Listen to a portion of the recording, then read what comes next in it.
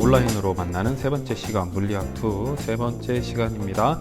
지난 시간에 알짜 힘에 관한 얘기를 했었고요. 이번 시간에는 평형과 안정성에 관한 얘기인데, 그 첫 시간으로 우리가 뭐에 대해서 얘기를 하냐면요, 요 돌림 힘에 대해서 얘기를 할 거예요. 돌림 힘. 수업 시간 전에 하는 오늘의 한마디입니다. 네, 체인지라는 글씨가 있는데, 여기서 한 글자만 바꾸면 바로 찬스가 됩니다. 찬스. 그래서 여러분들이 위기가, 분명히 우리는 지금 위기 시대인데, 이 위기를 바꾸면 그건 바로 기회가 될 수 있다. 그래서 집에서 보내는 시간 많이 있지만 그 시간을 어떻게 활용하느냐에 따라서 여러분들의 도약의 발판이 될 수도 있고, 훌륭한 성공점으로 가는 기회의 시작점이 될 수도 있다 라는 말씀을 드립니다. 근데 이게 또 위기가 기회라는 것이 어디에도 적용이 되냐면 물리에도 적용이 됩니다. 물리에도 적용이 되는데, 어떻게 적용이 되는지 한번 알아보자 이거죠. 네, 잠시 영상을 하나 보겠습니다.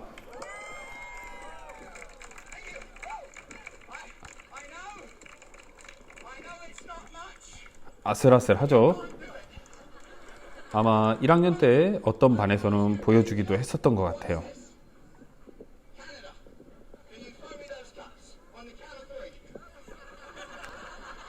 네, 지금 밑에 있는 컵을 던져 주었죠. 왼손에 들은 게 컵입니다.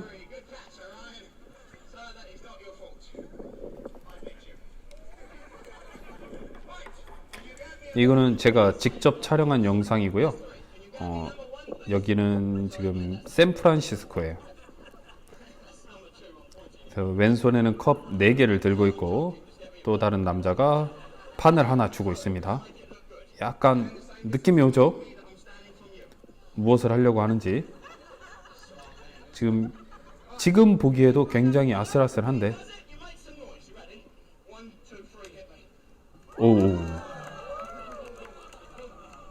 지금 보기에도 굉장히 아슬아슬한데 내 귀퉁이에다 컵을 올려놓고,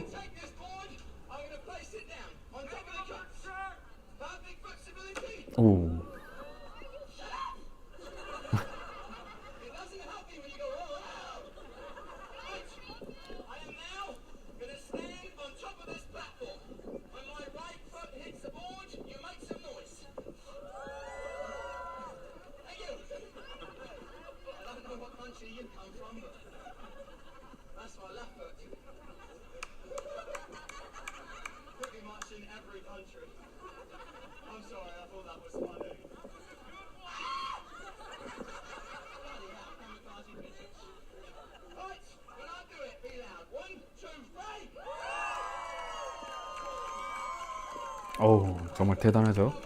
컵 위에 올라가 있습니다. 근데 내가 이거를 끝까지 촬영을 하진 않았는데, 지금 컵이 한 층에만 쌓여져 있죠. 근데 이 사람이 나중에 어디까지 가냐면, 지금 이렇게 되어 있는데 컵을 3층을 더 쌓아서 이 위에 올라가 있게 됩니다. 그 상황에서 당연히 넘어지지 않고 균형을 잘 잡고 있죠. 굉장히 아슬아슬한 상황이고, 어떻게 보면 위기인데, 보는 사람들은 그런 아슬아슬한 상황을 즐겨하죠. 그거를 이겨내는 모습을 굉장히 좋아하는 거고요. 근데 이제 이 안에 숨어 있는 우리는 물리를 얘기를 해보자 이거죠. 왜 이렇게 아슬아슬하고 위험해 보일까요? 이 사람은? 이 사람은 왜 위험해 보이냐면은, 마치 뭐 할 것 같냐면 떨어질 것 같죠? 지금은 판이 이렇게 와 있는데 이 위에 한 발로 지금 지탱을 하고 있는데 떨어질 것 같습니다. 근데 여기서 떨어진다라고 했을 때 과연 이 사람이 이렇게 떨어지겠냐 이거죠. 이렇게 안 떨어지겠죠. 이 사람한테 작용하는 힘은 사실은 지금 뭐가 있냐면 중력이 있는데, 그죠? 중력이 있고, 여기에서 이제 수직항력 위로 받쳐주고 있죠. 뭐 마찰이나 뭐 있을 텐데, 그런 거를 무시한다고 했을 때 큰 힘은 이렇게 2개가 있습니다. 그래서 수직항력하고 중력이 지금 평형을 이루고 있는 거예요.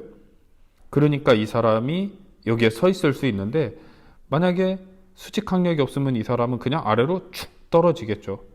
예. 근데 그렇게 떨어지진 않을 거란 말이죠. 어떻게 떨어져요? 예, 이 사람이 만약에 떨어지게 된다 그러면은 이 왼쪽이나 오른쪽으로 넘어지면서 떨어지게 되겠죠. 얘네들은 반대 방향으로 대부분 날아가겠죠. 만약에 이 사람이 왼쪽으로 떨어지면 이 판이나 관 같은 경우는 오른쪽으로 날아가게 되겠죠. 오른쪽으로 떨어지면 반대쪽이 될 테고. 그러니까 얘가 떨어진다라고 했을 때 물론 밑으로 떨어지는데 그냥 밑으로 확 떨어지는 것이 아니라 돌면서 떨어진다는 거죠. 돌면서. 즉 뭘 하냐면 회전을 하게 됩니다. 그 회전이라고 하는 것은 결국에 뭐냐면 아까 우리가 배우려고 하는 돌림 힘이라는 거죠. 당연히 돌림 힘이 크면 어떻게 되겠어요? 확 떨어져서 많이 다칠 테고, 돌림 힘이 적으면 좀 천천히 떨어져서 덜 다칠 테겠죠. 이렇게 아슬아슬하고 위험해 보이는 이유는 뭐냐면 이 사람이 굉장히 높은 곳에도 있고 돌림 힘이 뭔지 모르지만 그 크기가 크다라는 건 아는 거예요. 사람들이 여기에 구경하고 있는 수많은 사람들 중에 돌림 힘이 뭔지 모르는 사람 분명히 많을 거예요. 많지만은 그래도 위험하구나, 저 사람은 돌면서 떨어지겠구나, 더 위로 올라가면 더 크게 돌면서 떨어지겠구나, 더 많이 다치겠구나, 이런 것들을 알고 있다라는 거죠. 그래서 우리가 여기서 얘기할 수 있는 것은 뭐냐, 바로 돌림 힘입니다. 돌림 힘. 단어는 공이 평형과 안정성이고요. 평형과 안정성, 평형을 잘 잡고 안정하려면 어떻게 해야 되냐? 돌림 힘이 잘 균형을 이루고 있어야 된다라는 거죠. 그럼 돌림 힘은 뭐냐? 물체의 회전 운동을 변화시키는 물리량입니다. 보통은 정지에 있는 것을 회전시킬 때 필요한 게 돌림 힘이겠죠. 혹은 돌아가고 있는 어떤 물체를 정지시킬 때 사용하는 게 돌림 힘입니다. 돌림 힘의 크기 어떻게 표시하냐? 돌림 힘은 표시할 때 크게 두 가지로 표시하는데요. 어떤 때는 이렇게 n이라고 쓰기도 하고요. 어떤 때는 타우라고도 씁니다. 로마자 타우 이렇게 쓰기도 하는데, 돌림 힘은 어떻게 계산을 하냐면 이렇게 씁니다. R 곱하기 F, R 곱하기 F 이렇게 적습니다. 여기서 R은 뭐냐면 R은 거리가 됩니다. 거리. F는 뭐냐면 힘이겠죠. 그래서 돌림 힘이 크려면 어떻게 해야 되냐? 거리가 커야 되고 힘이 커야 됩니다. 그러면 이런 질문을 할 수 있겠죠. 이 거리는 무슨 거리입니까? 힘은 뭐 사람이 주는 힘이라는 걸 금방 알 수 있지만 이 거리는 어떤 거리인지 잘 모를 수 있단 말이죠. 그럼 어떤 거리인지를 알아보려면 어떻게 해야 되냐? 돌림 힘의 예를 찾아보는 거죠. 가장 돌림 힘을 많이 사용하는 거, 하루에도 몇 번씩 사용하는 거 뭐냐면 출입문입니다. 출입문. 출입문 같은 경우에는 딱 보면 뭐가 눈에 띄어요? 이렇게 물어보면 네, 고양이라고 하는 친구 있겠죠. 여기 고양이가 눈에 띄어요. 네, 고양이 눈에 띄라고 한번 고양이 있는 사진을 가지고 왔어요. 귀여우니까요. 그거 말고 또 뭐가 눈에 띄어요? 네, 그림이요. 아, 이런 거 말고요. 뭐가 눈에 띄냐면 문이 있는데 문에 뭐가 있어요? 손잡이가 있죠. 손잡이. 손잡이. 놀라운 건 뭐냐면 손잡이가 여기 있으면 뭘 아냐면 문이 이쪽은 고정이 돼 있다라는 걸 전 세계 모든 사람들이 다 알아요. 손잡이만 보게 되면 아, 반대쪽은 고정이 돼 있구나. 심지어 어린 아이들도 압니다. 어린 아이들도 대부분 이렇게 보면은 이쪽을 밀고 열려고 하지 여기를 밀고 열려고 하는 친구는 별로 없어요. 물론 아주 어리면 이럴 수 있지만 손잡이가 손에 닿는 어린아이 정도면 다 이쪽을 엽니다. 네. 뭘 아는 거예요? 손잡이의 위치와 얘가 열리는, 문이 열리는 방향을 알고 있는 겁니다. 얘도 보면은 손잡이가 여기 있죠. 손잡이 여기 있고 아마 여기 이렇게 가운데 있었을 텐데 이렇게 열리는 게 됩니다. 그러면 아까 우리가 얘기하려고 했던 거 뭐냐? 돌림 힘은 어떻게 구하냐? 거리 곱하기 힘이다 라고 했는데 힘은 문을 열기 위해서 주는 힘이 되겠죠. 나 이렇게 밀 거야 라는 힘이 됩니다. 여기서 이렇게 잡아 당길 거야. 이게 힘이에요. 그러면 이 거리는 뭐냐? 거리는 여기 고정되어 있는 중심축에서부터 요 손잡이까지의 길이, 이게 거리가 됩니다. 여기라고 치면은 여기 손잡이에서 여기까지 이 길이가 거리가 됩니다. 이 거리는 항상 뭘로 계산을 해야 되냐면 미터로 계산을 해야 됩니다. 미터. 힘의 단위는 뭘로 계산을 해요? 예, 뉴턴으로 계산을 하겠죠. 뉴턴. 얘는 미터가 됩니다. 따라서 돌림 힘의 크기는 나중에 계산하고 나면은 단위가 어떻게 되냐면 뉴턴 미터가 됩니다. 뉴턴 미터. 예. 그러면 어떻게 해야 돼? 힘이 적으면, 그러니까 이런 게 있어요. 이 문을 돌리기 위해서는 100 뉴턴 미터의 돌림 힘이 필요하다. 그러면 경우의 수가 굉장히 많잖아요. 100 곱하기 1도 되고 1 곱하기 100도 돼요. 그 얘기는 뭐예요? 길이가 100m면은 나 1뉴턴의 힘만 있으면 되고 1m이면 100뉴턴의 힘이 필요하다라는 거죠. 따라서 문 손잡이가 이렇게 끝에 있어야 되는 이유는 뭐예요? 힘의 크기를 줄이려고 하는 거예요. 이 길이가 길면 길수록, 커지면 커질수록, 이 R이 커지면 커질수록 힘 F는 작아질 수 있기 때문입니다. 그래서 문 손잡이는 끄트머리에 위치할 수밖에 없다. 네, 여기다 놓으면 어떻게 되는 거예요? 이 끝에 있을 때보다 2배의 힘이 필요한 거죠. 2배. 그렇기 때문에 문 손잡이는 끝에 있어야 되고, 이 거리는 어디냐면 돌아가는 축하고 힘을 주는 곳까지의 거리가 거리가 됩니다. 그 거리의 의미를 알아봤습니다. 예, 돌림 힘이라고 하는 것은 힘 곱하기 거리인데, 그 힘이라고 하는 것은 뭐 사람이 미는 힘, 거리는 돌아가는 축에서 힘을 준 곳까지의 거리가 이런 식이 되겠죠. 얘가 문이라고 했을 때 내가 힘을 이렇게 주고 있다. 그리고 여기가 고정돼 있다. 그러면 이게 거리 R이고 얘가 힘의 크기 F가 됩니다.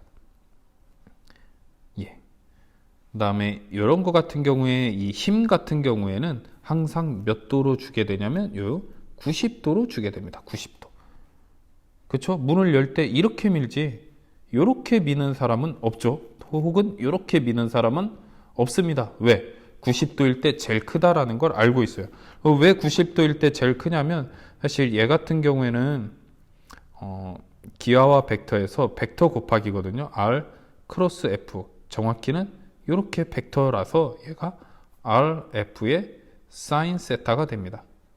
RF의 사인 세타. 그럼 이 사인 세타가 90도일 때 값이 제일 크죠. 1이 되니까 그냥 RF가 되는 거예요. 그래서 이 F는 90도인 힘을 따져줘야 된다. 그래서 돌림 힘의 크기는 M, 토크, 돌림 힘은 R 곱하기 F 다라는 사실을 알 수 있고요. 그 다음에 이걸 가장 잘 나타내는 게 뭐냐면 바로 지뢰입니다. 지뢰 양쪽에 왜 균형을 이루고 있냐? 그러면 뭐라고 얘기할 수 있어요? 돌림 힘의 크기가 같기 때문에 그렇습니다. 돌림 힘의 크기가 같기 때문에 왼쪽하고 오른쪽의 돌림 힘의 크기가 같기 때문에 돌아가지 않는다. 그러면 어떻게 구하냐? 예, 이런 것들은 항상 무게 중심까지 구해줘야 되거든요. 여기서부터 얘를 R1이라고 그러고 얘의 힘을, 얘의 무게를 M1이라고 그러면 M1G가 되겠죠. 얘는 6개지만 얘도 무게 중심이 여기 있겠죠. 얘를 전체 다 합쳐서 M2라고 하면 얘는 M2G가 되고요. 이 거리가 R2가 됩니다. 그럼 어떻게 돼요? 돌림 힘은 거리 곱하기 힘이니까 이 두 개를 곱한 것과 거리 곱하기 힘이니까 이 두 개를 곱한 것이 같다라는 거죠. 같다. 이게 지뢰의 원리죠. 지뢰. 그래서 이 두 개 곱한 것, 두 개 곱한 것 같은 값이면은 돌림 힘의 크기가 같기 때문에 더 이상 돌아가지 않는다. 그래서 거리 곱하기 힘 이거를 기억을 해 두셔야겠습니다. 얘도 마찬가지죠. 이렇게 있으면은 이 물체의 무게 중심까지의 거리입니다. 이게 돌아가는 축이고 여기서 여기, 그다음에 이 물체의 무게 중심까지의 거리예요. 예, 이렇게 됩니다. 그러면 누가 더 무거운 거예요? 누가 더 무거운 걸까? 얘 R1이라고 그러고 R2라고 하면 누가 지금 더 커요? R2가 더 커요. 그러면 M1과 M2 중에는 누가 더 커야 돼요?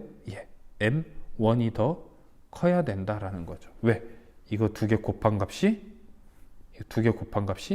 같아야 되기 때문에 그렇습니다. 만약에 나중에 서술형으로 이렇게 나왔는데 왜 누가 더 클까요? 그러면 1번 물체와 2번 물체 중 누가 더 클까요? 1번이요. 맞았죠? 왜 클까요? 라고 했는데 크기가 크니까요. 이러면은 정답이 아니죠. 크기가 커서 1번이 더 무거운 게 아니라 거리가 더 짧기 때문에 그렇습니다. 무게 중심까지의 거리가 더 짧기 때문에 그렇다라는 거 기억해 두시기 바랍니다. 돌림 힘이죠. 이건 아까 했던 얘기고요. 그러면 돌림 힘이 문 말고 또 어디에 적용되냐? 그런 것들을 한번 각자 찾아서 돌림 힘이 사용되는 것을 찾아서 노트에 적어 보시기 바랍니다. 적어 보신 다음에 나중에 어디에 사용되는지 2개, 3개 정도 이렇게 적어 놓은 다음에 실제로 만났을 때 한번 확인해 보는 시간을 갖도록 하겠습니다. 이런데 돌림 힘 적용되죠. 문이나 이런 건 제가 지뢰는 내가 다 얘기를 했고 그 외에 다른 분야에서 한번 찾아보면 되고요. 교과서에는 3개의 예시가 나와 있습니다. 자전거 기어라든가 뭐 이런 것들이 나와 있는데 그거 말고 다른 것들을 한번 각자 찾아보는 시간을 갖기 바랍니다. 다음 시간에는요. 지금 돌림 힘에 대해서 배웠잖아요. 돌림 힘. 다음 시간에는 돌림 힘 끝나고 이제 평형, 안정성 문제로 들어가 보도록 하겠습니다.